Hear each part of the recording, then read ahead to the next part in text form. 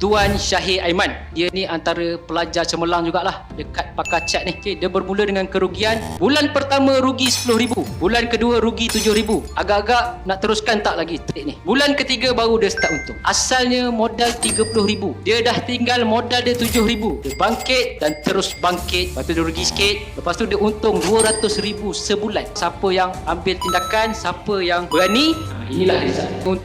Untung lagi RM100,000. Lepas tu rugi RM20,000. Lepas tu rugi lagi. Dan total trade FCPO untuk Tuan Syahir ni RM566,200.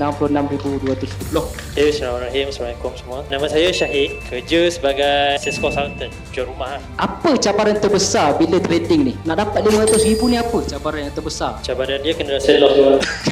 Sebab saya zero, saya tak ada pengalaman. Okey. So bila saya belajar tu, first trading pengalaman saya dengan CPO. Bila tu saya overexcited, overconfident. Beberapa bulan pertama tu saya loss lah. Bakilah saya RM7,000 masa tu. And then bulan 1 tu saya berhenti sekejap, saya join kelas offline.